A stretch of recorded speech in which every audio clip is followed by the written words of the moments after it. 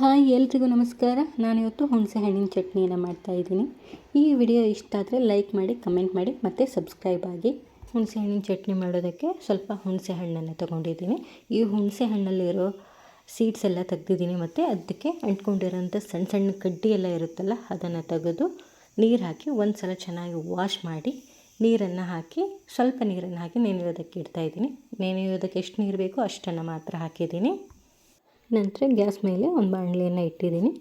ಈ ಟೈಮಲ್ಲಿ ಗ್ಯಾಸನ್ನು ಲೋ ಫ್ಲೇಮಲ್ಲಿ ಇಟ್ಟಿದ್ದೀನಿ ಮತ್ತು 2 ಸ್ಪೂನ್ ಆಗೋಷ್ಟು ಎಣ್ಣೆಯನ್ನು ಹಾಕಿದ್ದೀನಿ. ಒಂದು ಮೀಡಿಯಮ್ ಸೈಜ್ ಬೆಳ್ಳುಳ್ಳಿಯನ್ನು ಸಿಪ್ಪೆ ಬಿಡಿಸಿ ತೊಗೊಂಡಿದ್ದೀನಿ. ನಂತರ 6 ಮೆಣಸಿನಕಾಳನ್ನು ತೊಗೊಂಡಿದ್ದೀನಿ. ಸ್ವಲ್ಪ ಜೀರಿಗೆ, ಸ್ವಲ್ಪ ಧನಿಯಾ ಕಾಳು ಮತ್ತು 10 ಮೆಣಸಿನ್ಕಾಯನ್ನು ತೊಗೊಂಡಿದ್ದೀನಿ. ಸ್ವಲ್ಪ ಕರಿಬೇವನ್ನು ಹಾಕಿ ಸ್ವಲ್ಪ ಫ್ರೈ ಮಾಡ್ತಾಯಿದ್ದೀನಿ. ತುಂಬ ಫ್ರೈ ಮಾಡೋದೇನು ಬೇಡ, 2 ನಿಮಿಷ ಆದರೆ ಸಾಕು. ಫ್ರೈ ಮಾಡಿದ ನಂತರ ಇದನ್ನು ತಣ್ಣಗಾಗೋದಕ್ಕೆ ಬಿಡ್ತಾಯಿದ್ದೀನಿ. ತಣ್ಣಗಾದ ನಂತರ ಇದನ್ನು ಒಂದು ಮಿಕ್ಸಿ ಜಾರ್ಗೆ ಹಾಕ್ತಾಯಿದ್ದೀನಿ. ಮಿಕ್ಸಿ ಜಾರ್ಗೆ ಇದನ್ನೆಲ್ಲ ಹಾಕಿದ ನಂತರ ನೆನೆಸಿಟ್ಟಿರುವಂಥ ಹುಣಸೆ ಹಣ್ಣನ್ನು ಹಾಕ್ತಾಯಿದ್ದೀನಿ ಮತ್ತು ಸ್ವಲ್ಪ ಬೆಲ್ಲವನ್ನು ಹಾಕ್ತಾಯಿದ್ದೀನಿ.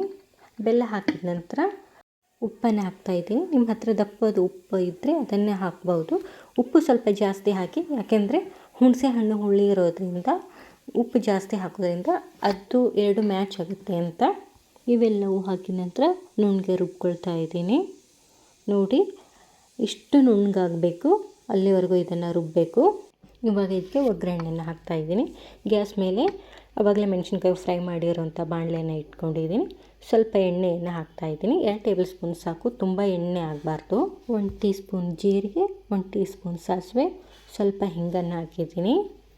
ರುಬ್ಬಿಟ್ಟಿರುವಂಥ ಮೆಣಸಿನ್ಕಾಯಿ ಮತ್ತು ಹುಣಸೆ ಹಣ್ಣನ್ನು ಹಾಕ್ತಾಯಿದ್ದೀನಿ. ಹಾಕಿ 2 ನಿಮಿಷಗಳ ಕಾಲ ಇದನ್ನು ಫ್ರೈ ಮಾಡ್ತಾಯಿದ್ದೀನಿ. ತುಂಬ ಫ್ರೈ ಮಾಡಬಾರ್ದು, ಬೆಲ್ಲ ಇರೋದ್ರಿಂದ ಇದು ತುಂಬ ಜಿಡ್ಡಾಗುತ್ತೆ. ಅದಕ್ಕಾಗಿ 2 ನಿಮಿಷ ಸ್ವಲ್ಪ ಎಣ್ಣೆ ಹೋಗೋವರೆಗೂ ಫ್ರೈ ಮಾಡಿದರೆ ಸಾಕು. ರುಚಿಯಾಗಿರೋಂಥ ಹುಣಸೆ ಹಣ್ಣಿನ ಚಟ್ನಿ ರೆಡಿ ಆಯಿತು.